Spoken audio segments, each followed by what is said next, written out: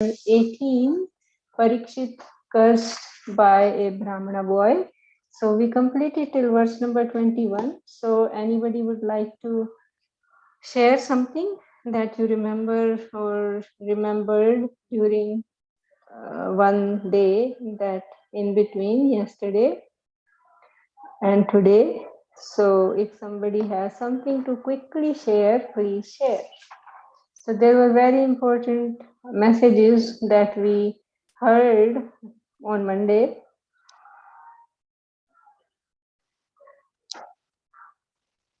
Mataji, I remember that the emphasis was on the chanting of the holy name, and that even if we are born in the lower caste, if we chant the names of Krishna, if we hear from the bona fide devotees from Guru, that purifies us. And then there was mentioned. It was mentioned about that how supreme Krishna is, how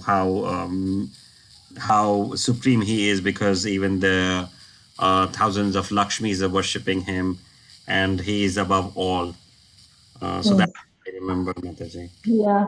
So main point that we heard was the power of devotee association multiple times. So in the verses that we discussed last week, as well as the one on Monday, when it was that Sutta Goswami, he was glorifying Krishna in that section from verse number 18 to 24 in that section. So what he was saying that because Sutta Goswami is born in a like mixed caste, basically, because of his father and mother being in different two castes. So even he was saying, because of his association with Sukadeva Goswami, what he has become, right? So that is what, and then he was saying, and on top of it, if one gets the fortune of chanting the holy name, then it becomes even more. And the purport Srila Prabhupada was describing about the offenseless chanting of the holy name, that if one pure devotee chants offenselessly, and that acts even more powerfully. And and then of course that's how Krishna is the supreme. Because even Brahma and Shiva, they cannot actually ascertain. And also the power of Mother Ganga, like if Ganga that emanated from the tips of the toenail of the Supreme Lord, and it can purify, and it is even worshipped by Lord Shiva. So the glory of Krishna is such that even the water that has touched his nail, that can purify the whole universe and whoever come in touch with it, right? That's what we heard. So now let's go to verse number 22. Somebody has to share the screen because I'm on the phone. I don't know if I can share.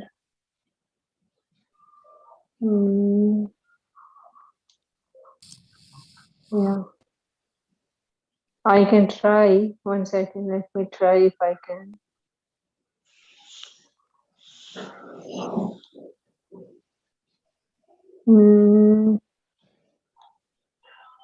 But which screen will come? I don't know. Which screen is coming?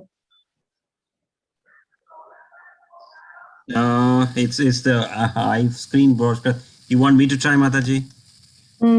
Yeah, because yeah, go ahead, Prabhu, because I don't know which screen will come here.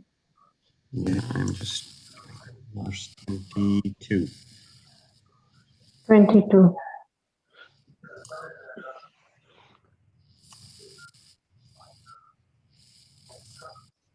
Can you see? Yeah, okay. All right, somebody want to read verse number 22? Can I read, Mataji? Okay, yeah. Janma pranam Mataji, Jai Srila Prabhupada, Hari Bol.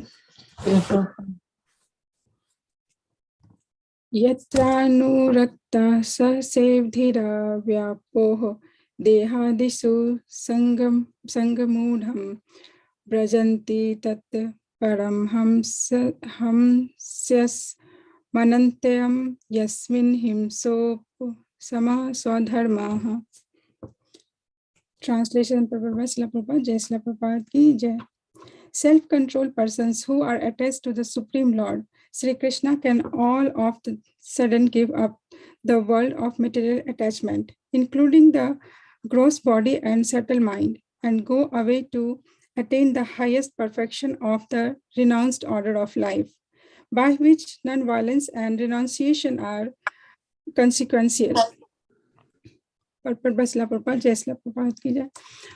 the self-control can gradually be attached to the Supreme Personality of Godhead. Self-control means not indulging in sense enjoyment more than is necessary.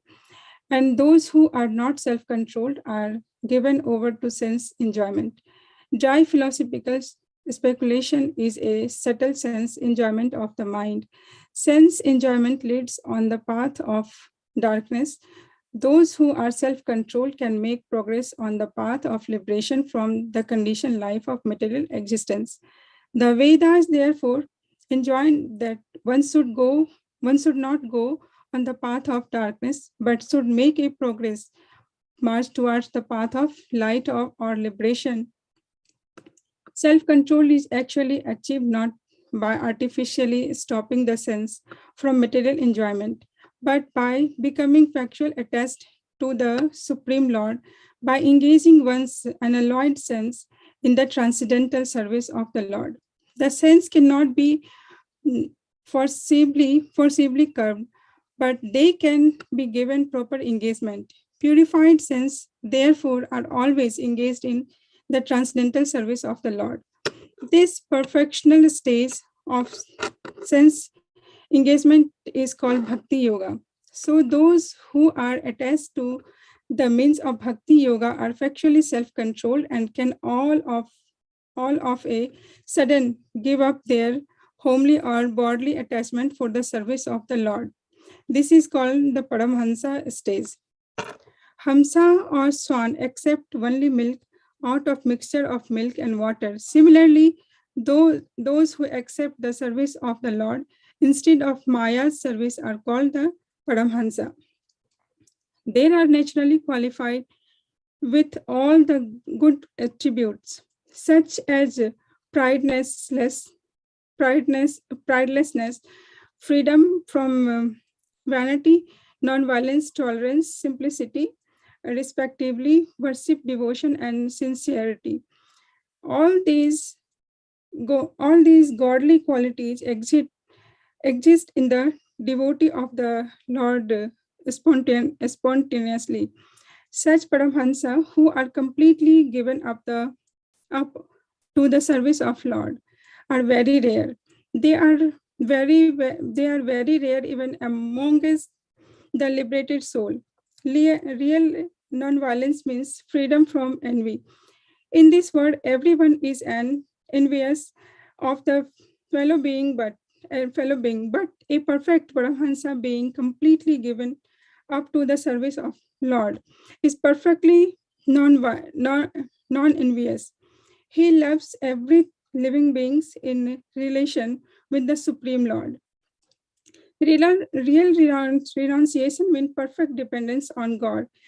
Every living being is dependent on someone else because he is so made.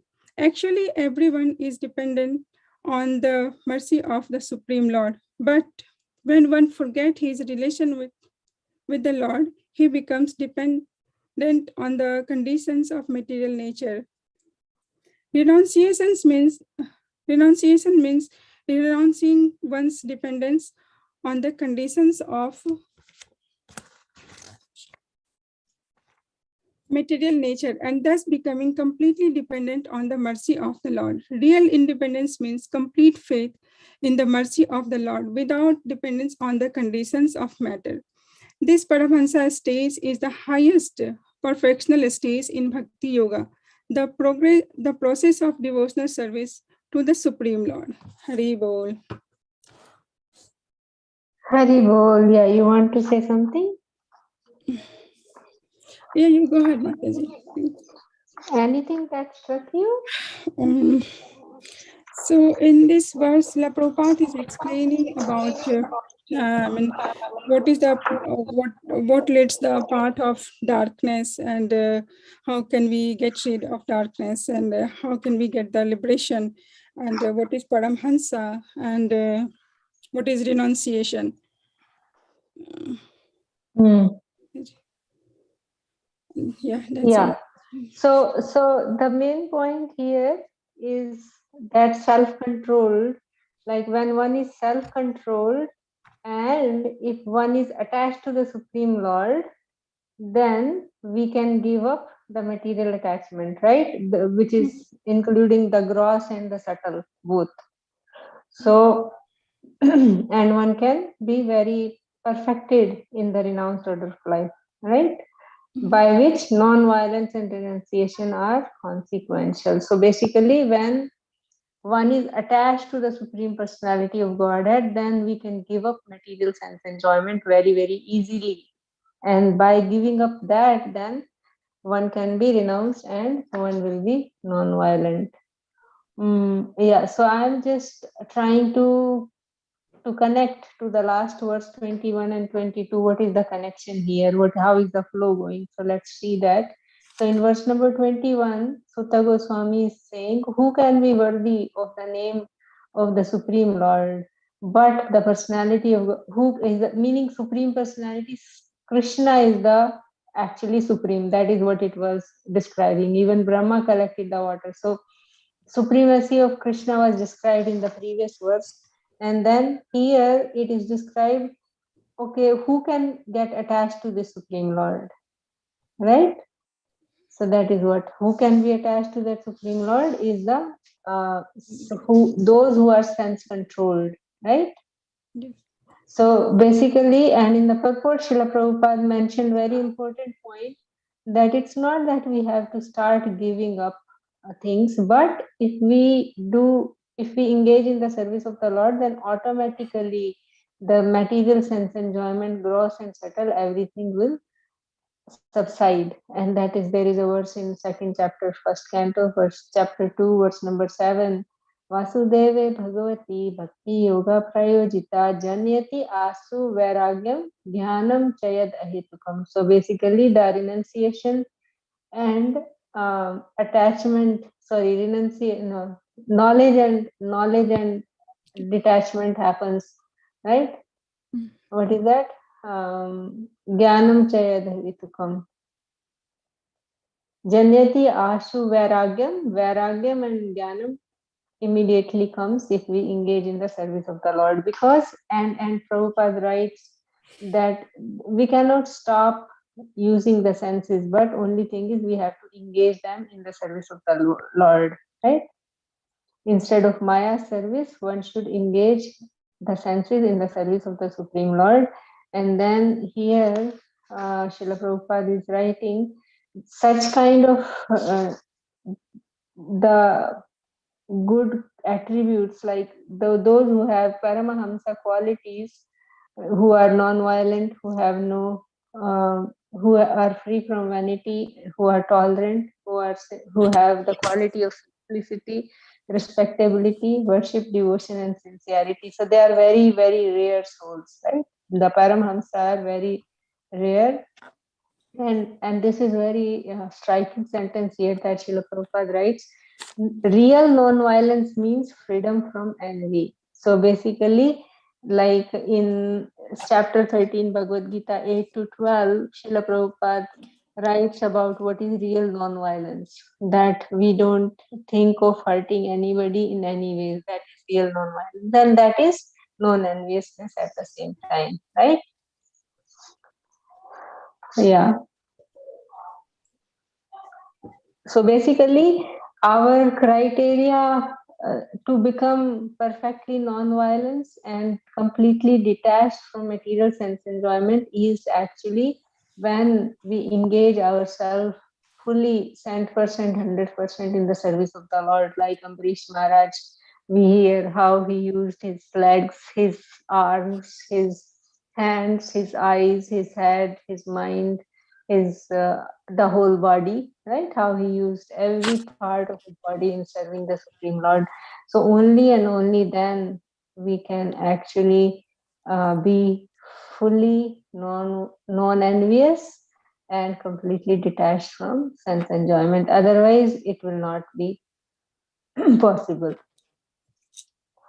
So, and then other sentence that Srila Prabhupada writes, renunciation means renouncing one's dependence on the conditions of material nature and thus becoming completely dependent on the mercy of the Lord. So that is the humility part. Like if one is not humble, then it cannot happen. So that humility is also required.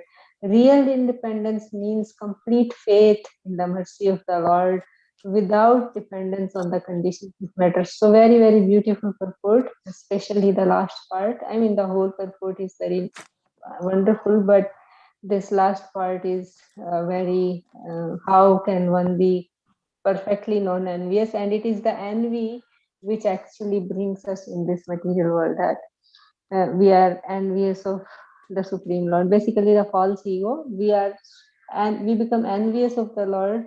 Oh, how is he the enjoyer? I want to take his position. That is envy, right? So that is the thing that brings us in this material world. And like when Chaitanya Mahaprabhu says, Cheto Darpan Marjanam. So one Mahanidhi Swami, he gives a disciple of Srila Prabhupada, His Holiness Mahanidhi Swami, gives a essence meaning of Cheto Darpan Marjanam as that the holy name is a cleansing agent, and it cleanses our heart of envy, which is the root cause of our existence in this material world. And he also says, and all other bad qualities that come, like sisters and brothers of that envy, lust, anger, pride, greed, all those. So this holy name can actually purify our heart and help us in becoming envious and free from false ego and completely dependent on the Supreme Lord. So very beautiful. So non-envious and complete dependence on the Supreme Lord, and independence means complete faith in the mercy of Supreme Lord without dependence on conditions of matter. All right, should we continue to the next verse? I can read Someone one. would like, yeah, go ahead. Yatranuraktaha sahasaiva dhira vyapyo. 23. Text 23. Oh, sorry. Ahampi presto ryamano bahadir akaksha atmava gamo trayavan nabaha pantyatma samam patatrinas tata samam vishnu gatim vipachititaha. Translation and purport by His Divine Grace Srila Prabhupada. Srila Prabhupada ki jai. O rishis, who are powerfully pure as the sun, I shall try to describe to you the transcendental pastimes of Vishnu as far as my knowledge is concerned. As the birds fly in the sky as far as capacity allows, so do the learned devotees describe the Lord as far as their realization allows. The supreme absolute truth is unlimited. No living being can know about the unlimited by his limited capacity. The Lord is impersonal, personal, and localized. By his impersonal feature, he is all pervading Brahman. By his localized feature, he is a present in everyone's heart as a supreme soul. And by his ultimate personal feature, he is the object of transcendental loving service by his fortunate associates, the pure devotees. The pastimes of the Lord is different in different features can only be estimated partly by the great learned devotees. So Srila Sutta Goswami has rightly taken this position in describing the pastimes of the Lord as far as he has realized. Factually, only the Lord himself can describe himself, and his learned devotee can also describe him as far as the Lord gives him the power of description. Hari Bol. Yeah, you want to say something? Very beautiful. It's just saying that the absolute truth is unlimited, and nobody will be able to, capture and describe him unless the Lord says by himself. There's no one else can describe his, because we are limited. Our capacity is very limited. So how can we talk about or describe the unlimited? But these pure devotees can only describe him as far as how much power he gets, the Krishna gives him. And they also give a nice description on the translation, like birds fly in the sky as far as the capacity. So also the devotees can describe the Lord as far as their realization allows. Very nice. Yeah. Yeah, so basically, Sutta Goswami's humility means he is not saying that I can do this, but he is saying, as far as the Supreme Lord allow me to do, I will try to describe the glories of the Supreme Lord, right? So that is what. So this, like in Bhagavad Gita, 9th chapter, Krishna says that even the demigods and the rishis, they cannot understand me, because the child can know about a father as much as the father discloses to them, right? So same way we cannot know about no one, because all these demigods and rishis and demons and everybody is creation of the Supreme Lord. So he is the Supreme Father of all. No one can know about the Lord more than it is disclosed, just as a child can know only as much as the parents disclose to them, right? Yeah. Hare Krishna Yeah. Mataji. And yeah, one more thing. So Sutta Goswami, as far as he has realized, and we remember hearing in beginning of the canto 1, when the sages asked the questions, then Sutta Goswami yatha ditam yathamati, in last verse of first canto chapter 3, means as far as I have heard and as I have realized, I will try to speak, right? Yatha ditam yathamati. Yes, Prabhu. Yeah, Hare Mataji. Krishna. Yeah, Hare Krishna Mataji. My question is like, so Sutta Goswami had been talking about glorifying Krishna, and now Hmm. in this translation we are talking about Vishnu. I know they're interchangeably being used. Yeah, yeah, So yeah. because Yeah, it is interchangeable, because Vishnu, Vishnu is what? Is the um expansion. it's interchangeable. Yeah, Vishnu is the expansion of the Supreme Lord Krishna, right? Plenary expansion of the Supreme Lord Krishna. Ete chamsa kalapumsa ete chamsa kalapumsa Krishnastu Bhagavan Swam Indari Vakulam Lokam Radyanti Yuge Yuge, right? Yeah. So So it's interchangeably used, yeah. so the Bhagavatam more like, if I like, when in the first canto, first chapter third, was more about Krishna is the Bhagavan. So it's like more, sometimes they're describing like 10th canto is completely about Krishna. Yeah. 10th is completely, yes. What is your question?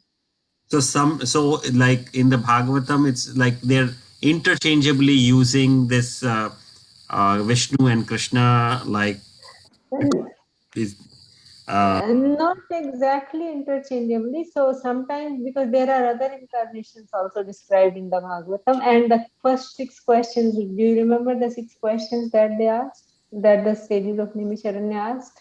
What are the 6 questions that were asked? one of the questions was what is the what is the ultimate good for Hmm. humanity? Then Hmm. where will religion reside after Krishna Hmm. leaves the material world? Hmm. The questions. Yeah, that was the 6th question. That was the sixth question. Yes. So ultimate good of humanity is the first question. Essence of all scriptures is question 2. Question number 3, purpose of Krishna's appearance as the son of Devaki and Vasudev. Devaki, yeah. And then fourth question was they wanted to know about Krishna's Purusha avatars, basically the pastimes of Krishna in regards to creation. And then the fifth question was about his Leela avatars, like the pastimes that he played. And then the last question was where will the religion reside after Krishna's disappearance? So these were the 6 questions that the sages asked. So they did ask about other incarnations. Leela avatar means not only Krishna but all other incarnations, and that's why he took in the 3rd chapter he described about some of the main incarnations of the Lord, right? And Yes. throughout the Bhagavatam, there are description of other incarnations also. There is description about the Purusha avatars. Yeah, Okay. yeah. So it's he's going to describe everything. Means many things, not just everything. Yeah. All right. So let's move on to the I can next read verse, Mataji. 24, 20. Yes, Prabhu. Thank you. Thank you, Mataji. Ekada dhanur udyamya vicharan mirgayam vane mirgan anugata shranta shuditas brisham jalasayam akashana pravivesatam asramam dadarsamunim asinam santam milita lochanam. Translation and purport by Srila Prabhupada. Srila Prabhupada ki jai.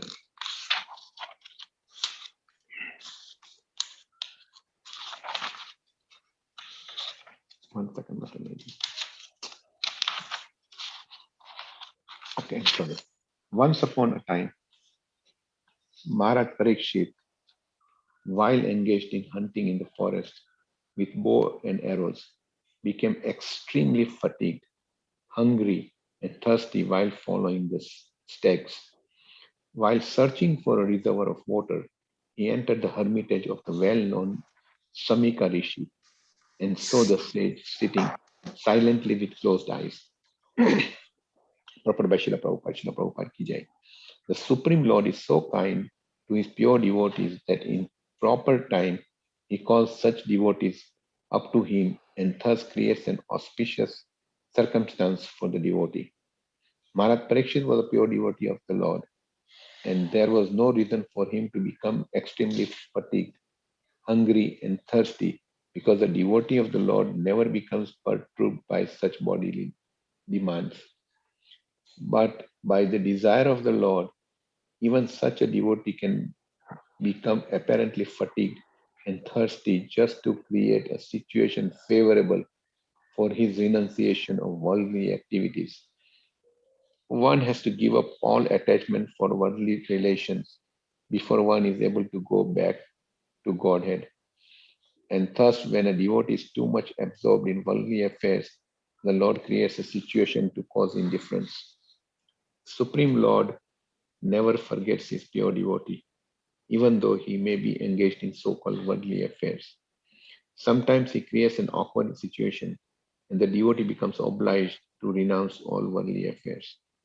The devotee can understand by the signal of the Lord, but others take it to be unfavorable and frustrating.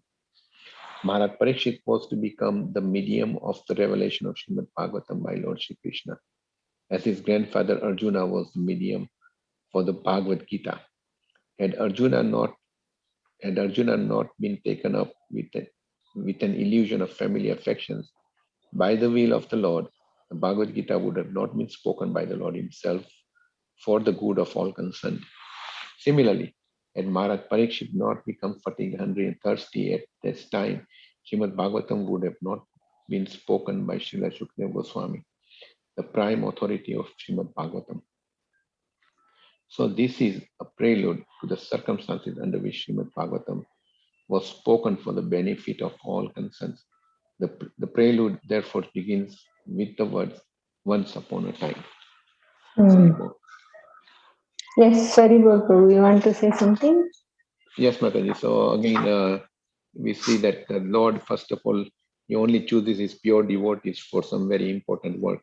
And in this case, we are given two examples of Bhagavad Gita. It chose Arjuna, and He put Arjuna into that so-called confusion or illusion, so that he could reveal the message of Bhagavad Gita for the good of all of us.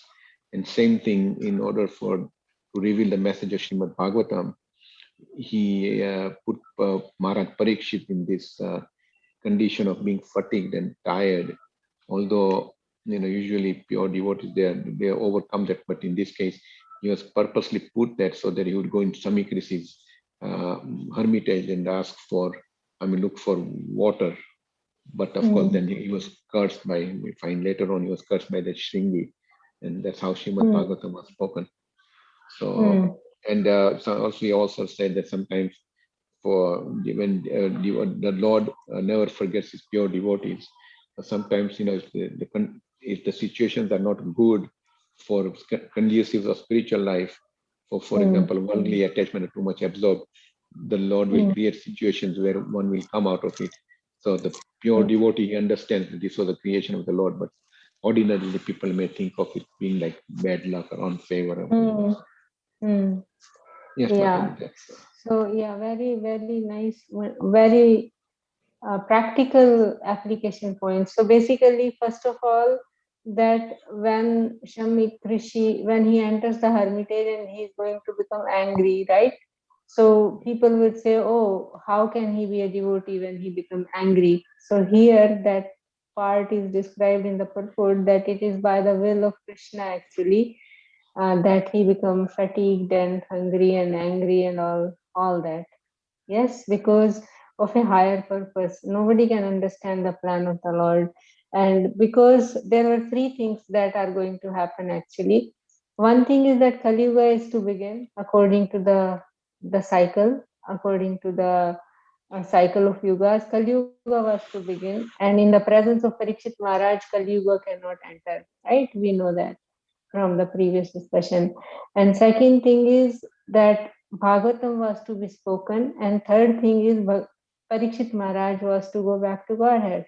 All these three things had to happen. That is why this situation was created. And then Srila Prabhupada in the purport, one point he writes, the devotee can understand by the signal of the Lord, but others take it to be unfavorable and frustrating, basically because he is going to be cursed, right? But Parikshit Maharaj never took it as a curse. He just happily accepted it and made the best use of the situation and circumstance that I have 7 days. So what should I do? We will hear in the first chapter of second canto and in the end of 19th chapter that when Sukhdev Goswami meets Parikshit Maharaj, he is going to ask the question, what is the duty of a person in general, and especially that person who is going to die? What should he hear about and what should he not hear about? So those questions he's going to ask. Yeah, and yeah, so those are the things basically. That again, the point comes that whatever situation comes in our life, that is actually orchestrated by Krishna. That is what we have to understand. That again, that Lord Brahma's words, Takti nukampam susmikshamano vunjanivatam katam vipakam ritvaga purve vidatan namaste jive muktipade sadai. Canto 10, chapter 14, verse number 8. Basically, whatever Brahma has done that mistake, and he knew that I am going to get the reaction. So, but he is saying that no matter what, I am not going to run away from the Supreme Personality of Godhead. I know that reaction will come. I will eagerly wait for the mercy of the Supreme Lord while experiencing that reaction, while going through that reaction, which is the cause of my own action. And at the same time, I'm never going to leave the lotus feet of the Lord. I am going to use my body, mind, words, heart completely in offering my obeisances to the Supreme Lord. And by doing that, what is he saying? Mukti pade sadai bhak.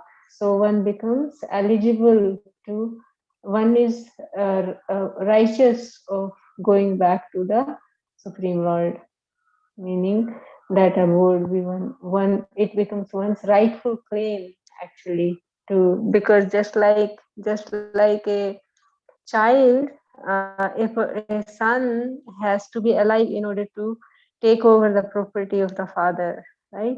So same way, Lord Brahma is saying we have to remain alive in that Krishna consciousness while going through all these reactions that come in our life. And so many examples in Bhagavatam, so many times devotees are being cursed and tortured and try to be killed like Prahlad Maharaj and dishonored, but still they pass the test and they never give up the shelter of the Supreme Lord and take it as the mercy of the Supreme Lord, like in 1088.8, and that is also described. And we heard in Lilamrita, we have been hearing this, how Srila Prabhupada, his business was not good. Then he quotes that verse from 1088.8, that when Krishna is actually merciful to, special mercy on his devotee, he takes away everything, so that the devotee exclusively takes shelter of the Supreme Lord, and that is what the situation is created. And there is one more line that Prabhupada writes, and Janeshwar Prabhu also pointed out, that if one is in worldly affairs, Krishna kindly removes that kind of situation for making it more conducive for his devotee to come closer to him. All right, so let's go on to the next verse. Can I read, Mataji? Sure. Hare Krishna. Yes. Can I read, Mataji? Yeah, sure.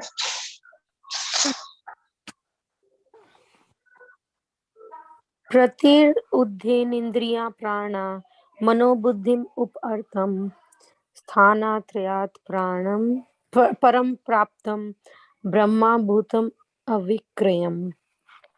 Translation and purport by Srila Prabhupada. Srila Prabhupada ki jai.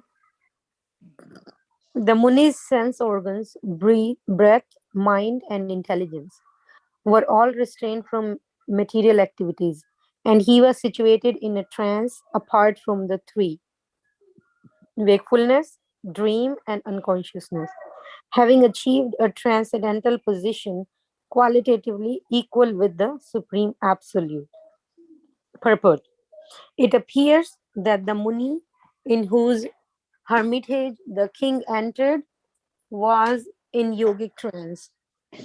The transcendental position is attained by three processes, namely the process of jnana, or theoretical knowledge of transcendence, the process of yoga, or factual realization of trance by manipulation of the physiological and psychological functions of the body, and the most approved process of bhakti yoga, or the engagement of senses in the devotional service of the Lord.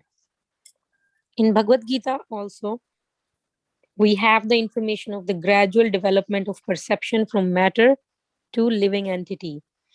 Our material mind and body develop from the living entity, the soul, and being influenced by the three qualities of matter. We forget our real identity. The Gyan process theoretically speculates about the reality of the soul, but Bhakti Yoga factually engages the spirit soul in activities. The perception of matter is transcended to still subtler states of the senses. The perception of matter is transcended to still subtler states of the senses. The senses are transcended to the subtler mind, and then to breathing activities, and gradually to intelligence. Beyond the intelligence, the living soul is realized by the mechanical activities of the yoga system, or practice of meditation, restraining the senses regulating the breathing system and applying intelligence to rise to the transcendental position. This trance stops all material activities of the body. The king saw the Muni in that position. He also saw the Muni as follows. Hmm. Yeah, you want to say something? It's a little heavy, Mataji. It's like, Yeah, it's just like the how by yogic practice, yoga practice and meditation, one goes in the trance, not by bhakti, but by hmm, the yogic process. Basically, meditation and yoga, one hmm. goes to the trance. That is what it is described, right? So, One goes beyond the senses, like because what happens, like when we see certain things or when we smell something, we want to enjoy it.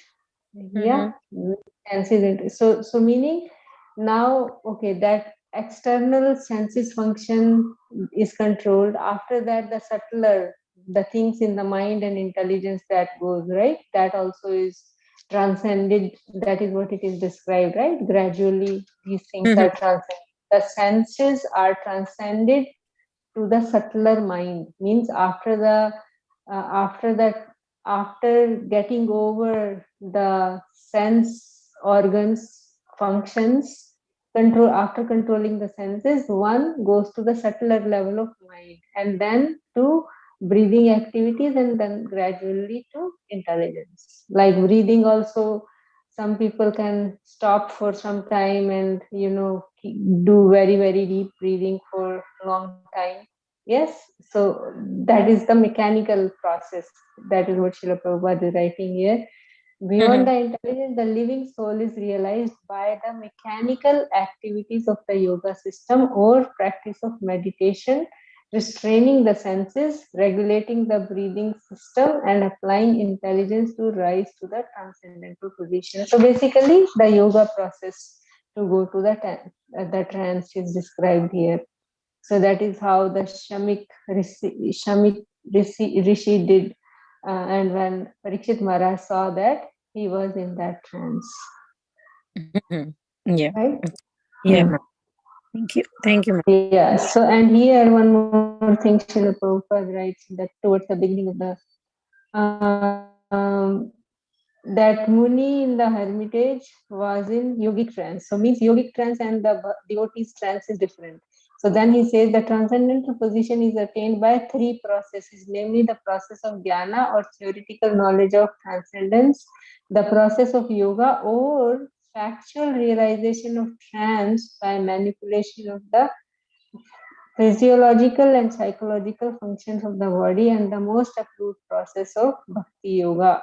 So means these are different ways. One is by jnana, by yoga, and then by bhakti yoga, right? So bhakti yoga is engagement of senses in the devotional service of the Lord. But this one was by the meditation process and the regulating the breathing process. That is how Rishi did. All right. So should we move on to the next? Hare Krishna My Mataji, I have a quick question. Yes, Prabhu. question. Yeah. Mataji, my question is, it says in the translation, having achieved a transcendental position qualitatively equal to the supreme absolute. So does this mean that he was realizing the super soul? Yeah. So he, even in the purport, Srila Prabhupada writes that going up to the level of the soul. So here it says that he was situated in a trance apart from the three: wakefulness, dream, and unconsciousness, which is all of us do. Having achieved the transcendental position qualitatively equal with the supreme absolute. Basically, no, this one is soul realization, Prabhu, So is not the. impersonal realization? Is it impersonal realization? It looks like impersonal, yeah. Right. Okay. Qualitatively equal, Right. like is the soul, right? But okay. But when it said yoga, so I got confused because yoga, when you think of yoga, you always think of it's super soul. So I was confused. It could be that too, but it is not clear from here whether it is Right. soul or super soul. It could be both. And Srila Prabhupada says that self-realization and God realization happen simultaneously. Hmm. It could be both. I mean, it could be super soul also. because they connect to the Supreme Soul. But in the purport, Srila Prabhupada didn't mention anything about it, so I just don't want to guess anything. Okay. Okay, Mataji. Thank you. All right, so should we move on? What time is it? Yeah, we can do one more. Can I read, Mataji? Okay. Yeah, Mataji, sure, please. Thank you. विप्रकिरन् जथाच्छानं रौरवेण जनेन च विसुष्यत् तालुरुदकं तथा भूतम् अयाचत. Translation purport by Srila Prabhupada. Srila Prabhupada ki jai. Yeah. The sage in meditation was covered by the skin of a stag, and long compressed hair was scattered all over him. The king, whose palate was dry from thirst, asked him for water. Perfect. The king, being thirsty, asked the sage for water. That such a great devotee and king asked for water from a sage absorbed in trance was certainly providential. Otherwise, there was no chance of such a unique happening. Maharaj Parikshit was thus placed in an awkward position so that gradually Srimad Bhagavatam could be revealed. Hari Bol. Hari Bol. Yeah. So just here said Parikshit Maharaj was putting in awkward position because of the Srimad Bhagavatam could be revealed, you know. Otherwise, such a great devotee, how can he disturb some sage like absorbed real in trance, really absorbed in samadhi? So this is all Krishna's arrangement. Yes. Yes, certainly providential, like Prabhupada writes, that this thing was certainly providential. Basically, it's all arrangement of the Supreme Lord. Yeah. Okay, so should I quickly read the next verse? Or if somebody has something to say, please go ahead. Otherwise, I'll quickly read the next verse. Mataji, I had a question. Yeah. How do we reconcile like a pure devotee like Parikshit Maharaj and other devotees also like Dashrath and Maharaj and others? Like they are going out for hunting. Is it just because they are Kshatriyas it is allowed the hunting part? Yeah, because they are Kshatriyas. Yeah, they are supposed to do it because they need to protect living entities, right? But hunting would mean killing an entity, no? Yeah, but it's for higher purpose, right? It's on the part of a Kshatriya, it is like they have to practice because they have to fight in the battles. So they do that. Yeah. Thank you, Mataji. Okay. Anything else? No, that was my question. All right, so let me quickly read that. Alabdha trinbhumi adir asamparaptarghya sunrataha. What is that word? Sunrataha. Yeah. Sunrataha avgyatam ivatmanam manyamanas chukopaha. The king, translation and purport by His Divine Grace Sri Bhaktivedanta Swami Srila Prabhupada ki jai. The king, not received by any formal welcome by means of being offered a seat, place, water, and sweet addresses, considered himself neglected, and so thinking he became angry.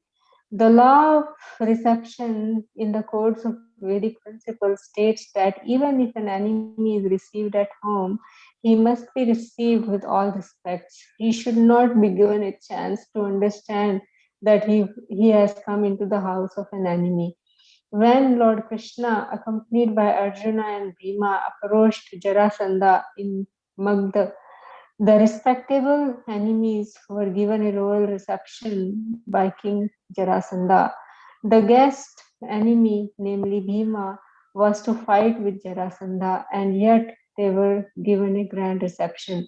At night, they used to sit down together as friends and guests, and in the day they used to fight, risking life and death. That was the law of reception. The reception law enjoins that a poor man who has nothing to offer his guest should be good enough to offer a straw mat for sitting, a glass of water for drinking, and some sweet words. Therefore, to receive a guest, either friend or foe, there is no expense. It is only a question of good manners. Hari Bol. When Maharaj Parikshit entered the door of Shamik Rishi, he did not expect a royal reception by the Rishi because he knew that saints and rishis are not materially rich men. But he never expected that a seat of straw, a glass of water, and some sweet words would be denied to him. He was not an ordinary guest, nor was he an enemy of the rishi, and therefore the whole reception by the rishi astonished the king greatly. As a matter of fact, the king was right to get angry with the rishi when he needed a glass of water very badly. To become angry in such a grave situation was not unnatural for the king, but because the king himself was not less than a great saint, his becoming angry and taking action were astonishing. So it must be accepted that it was so ordained by the supreme will of the Lord.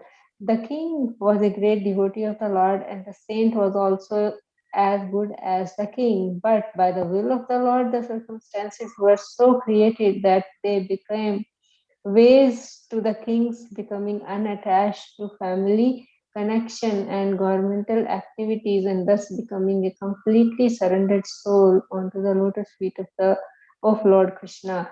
The merciful Lord sometimes creates such awkward positions for his pure devotee in order to drag them towards himself from the mire of material existence. But outwardly, the situations appear to be frustrating to the devotees. The devotees of the Lord are always under the protection of the Lord, and in any condition, frustration or success, the Lord is the supreme guide for the devotees. The pure devotees therefore accept all conditions of frustration as blessings from the Lord. Hari Bol, Srila Prabhupada ki Jai. So very, very beautiful verse. So again, the same point, the culture of receiving, no matter what, even if the enemy comes at home, we should receive our guests nicely. And example given is Krishna and Bhima going to Jarasandha, even though it was for fighting as enemies. And this King Parikshit becoming angry and Shamik Rishi not receiving the guest. So that is all ordained by Krishna. So we should see Krishna's hand in the situation. The point is that we should see the hand of Krishna. There is a higher purpose, as we heard, that Srimad Bhagavatam was to be spoken. Kali has to begin, and Parikshit Maharaj has to go back to Godhead. Yeah. So anything, anybody, quickly? But he never expected the seat of glass of water from seat was denied to. He was not alone, it was not relevant. Haribol? Yeah, Mata. Somebody? Yeah, so this reception law, which Prabhupada has mentioned, is very good. Like Yeah, yeah. Law of reception. Yeah, we forget that, and we yeah. It's very, very important. Very, very important.